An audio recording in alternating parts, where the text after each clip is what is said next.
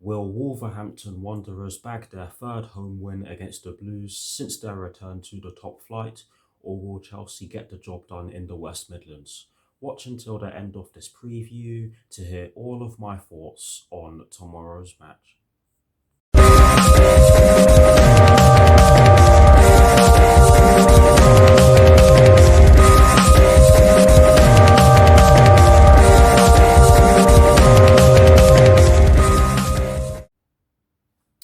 Hello people, welcome to my channel, welcome to another video. This is my preview for the match that will be taking place tomorrow afternoon at Molineux in the Premier League between Wolverhampton Wanderers and Chelsea, with kickoff at 2 p.m. UK time. So what I'm going to do for you guys in terms of this preview is that firstly, I will be giving you guys the Chelsea team news and only the Chelsea team news. I will then be giving you guys my lineup based on the team news, in which I'll be giving you guys very shortly. And lastly, I'll be giving you guys my score prediction. So without further ado, let's get straight into this preview. So we kick things off by getting straight into the Chelsea team news, and in this preview, I have two pieces of information to give you guys in regards to the Chelsea first team, and the first one concerns three of our midfielders in Mateo Kovacic, Ruben Loftus-Cheek and Jorginho, and this story explains that Mateo Kovacic is back in contention for a place in the squad or possibly in the starting lineup after not only completing his self-isolation but also recovering from a hamstring strain that has kept him out since November. So, no, not November, October, sorry. But yes, Mateo Kovacic is back in contention for a place in the squad or possibly the starting lineup, like I've said already. But this story also explains that both Ruben Loftus-Cheek and Jorginho are doubts ahead of tomorrow's game against Wolverhampton Wanderers due to injuries in which they picked up in Chelsea's 1-1 draw with Everton on Thursday. So yes, they could both miss tomorrow's match against Wolverhampton Wanderers. Hopefully they don't, because we do have a bit of a problem with injuries and we do need to get the job done in tomorrow's game. So it would be good if they are available, because they both are different types of midfielders, but they both bring different things to the pitch. And yes, I do digress. But anyways, that's the first story concerning the Chelsea first team for you guys. We move on to the second story concerning the Chelsea first team, and it concerns Kai Havertz, Romelu Lukaku, Timo Werner and Callum Hudson-Odoi. And this story explains that Kai Havertz is available after testing negative for COVID-19, while the other three are not available due to all three of them testing positive for COVID-19. And of course, that means that they are self-isolating and are therefore not available for tomorrow's match, which does put a strain on our options in the forward areas. But the very fact that Kai Havertz will be available for tomorrow's match is a bit of a boost. But yes, that is the second story for you guys in regards to the Chelsea first team. And yes, that is it for the Chelsea team news, and we shall now move on to my lineup. Now we are going to take a look at the lineup that I've decided to go with, and as always we are going to begin by talking about my formation of choice. And having said that, I'm not going to spend too much time on this because you guys can probably guess what formation I have decided to go with. And yes, that formation is a 3-4-3/3-4-2-1, and that's the formation out of the way. So we shall now dive into the personnel that I've decided to go with. And as always, we are going to start off in goal. I've gone with Edouard Mendy because he has been really good this season so far, especially when you look at it from that perspective. Yes, he has had a few lapses in concentration in some of our recent games, but against Everton he was absolutely not at fault for the goal in which we conceded. And for me, he deserves to be in goal because of the very fact that he has been brilliant over the course of the season, and certainly when you look at it that way. But anyways, that's where I've gone with in goal. We move into the back three and we start off in the right centre-back position. I have gone with Andreas Christensen, and to be honest, I would not mind if Cesar Azpilicueta started or starts this one because yes, Andres Christensen is a solid defender, and so is Cesar Azpilicueta, and he hasn't really been playing too many games recently. Um, so I do believe that if either of them starts in this position, I would trust them to do a job because we all know that they are both very good defenders, and we all know what they are capable of. So I wouldn't mind if either of them starts, but for this one, I have gone with Andreas Christensen. Now, in terms of who I've gone with in the centre of my back three, I have gone with Thiago Silva, and some of you will probably put Andres Christensen in the centre of your back threes because of the very fact that Thiago Silva has played a lot of games recently. But again, I'll keep arguing this. Thiago Silva has proved that he is capable of playing a multitude of games consecutively, and there's absolutely no reason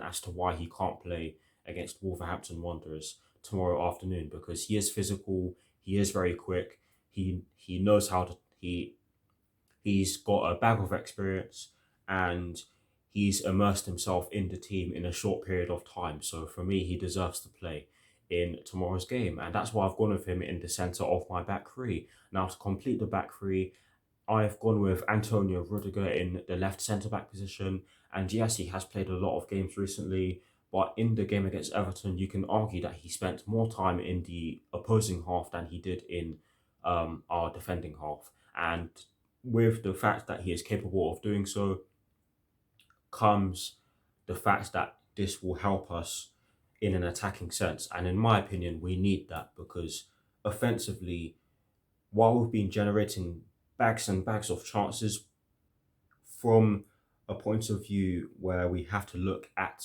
our conversion rate, it is absolutely shocking. It is absolutely shocking.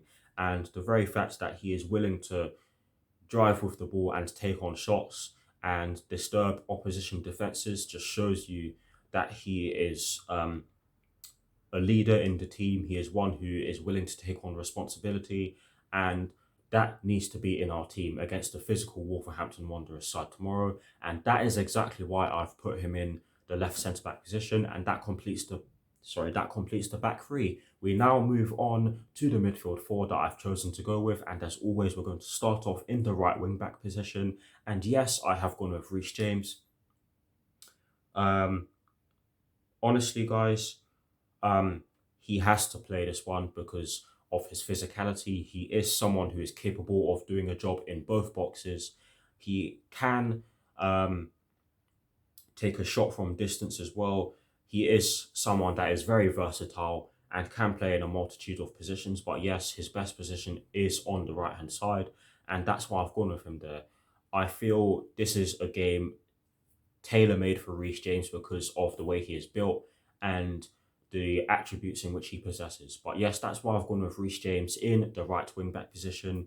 And we move into the two central midfield positions. Sorry about that. Almost knocked my tripod over.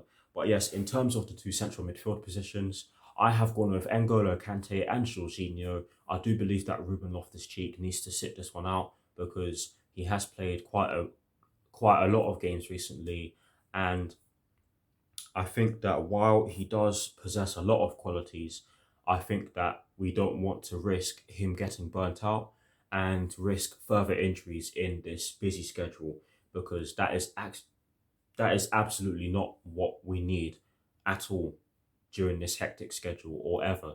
But sadly, sometimes you just can't avoid them. Sadly, sometimes you just can't avoid these things. But what I'm trying to say is that we don't want to worsen our injury problem right now.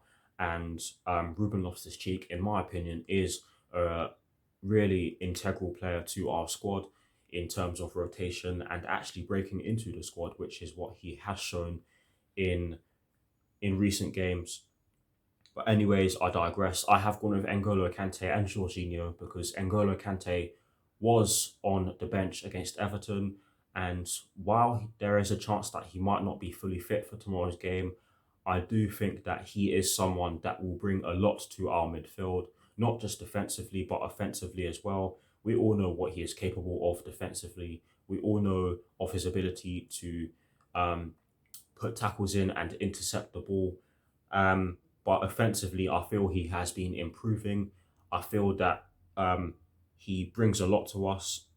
He has unlocked himself as a box to box midfielder, as well as a defensive midfielder. So I think that alongside Jorginho, someone who can spray the ball and um, dictate play from deep, I think that N'Golo Kante would be brilliant next to him.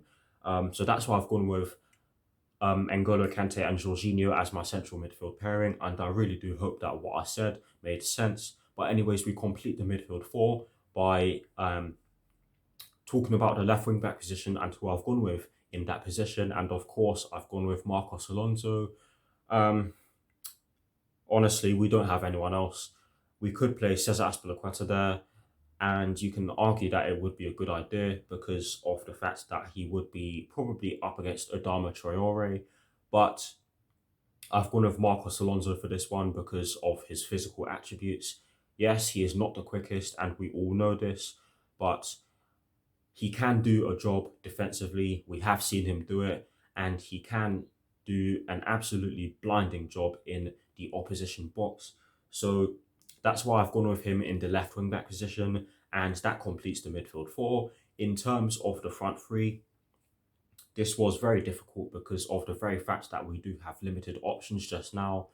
Um, but in terms of the front three and going from right to left again, I have gone with Hakim Ziyech in the right forward position because for me, he was our best player against Everton and he does deserve to start. He could have scored, and that was the only thing that was wrong with his performance against Everton, in my opinion. And that's why I've gone with him in the right forward position. Up front, I have gone with Kai Havertz because he is pretty much our only option just now in terms of players that can play in the centre forward or striker position. Yes, Christian Pulisic can play there, but in comparison to Kai Havertz, he is less effective than he is in that position. So that's why I've gone with him and not Christian Pulisic. But yes, I've gone with Kai Havertz up front. And to complete the lineup, I have gone with Mason Mount in the left forward position. And you guys are probably wondering why I didn't put Hakim Ziyech on the left and Mason Mount on the right. And that's because Mason Mount is right-footed and Hakim Ziyech is left-footed, which therefore means that they can both cut in and create more space for the wing-backs to roam in. But yes, that completes the lineup. Here is a graphic showing you guys the formation that I've gone with and the personnel that I've chosen for my lineup. Do let me know what I've... Sorry, I was meant to say that the other way around. Do let me know your thoughts on my lineup in the comment section below, and as always, I'll do my very best to respond. But here is a graphic showing you guys the formation that I've chosen and the personnel that I've chosen for my lineup. We shall move on to my score prediction.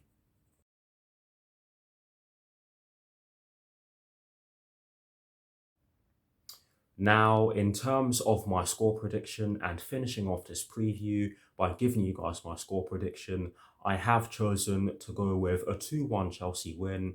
And in all honesty, this is a must-win game for Chelsea. There are no excuses. And yes, this will not be an easy game by any stretch of the imagination because Wolverhampton Wanderers, or Wolves if you like, are a great team with great players and a good manager in Bruno Lage, and you have to take into consideration the fact that they've picked up some good results at home recently, um, and were unlucky against the likes of Manchester City and Liverpool, given that they only lost by a single goal. So we have to take that in. So we have to take that into consideration in tomorrow's game, and we have to turn up. We have to fix up in the final third as well because this Wolverhampton Wanderers team are unforgiving. Um, they will punish you if you don't take your chances, and we simply have to be clinical. There are no excuses. There are no excuses for this team. We have what it takes to get the job done, so we have to just go out and get the job done. Because in my opinion, if we don't do so, then we're out of the title race. If we don't win tomorrow, we're out of the title race. But anyways, that's it from my end. I hope you all enjoyed this preview. That is why I have gone over 2-1 Chelsea win, by the way, and I'll see you very soon for some more videos. Come on, you Blues. Come on, Thomas Tuchel. Go to Wolverhampton Wanderers, or Molineux rather, and get the job done. And peace. Come on, Chelsea, beat the Wolves.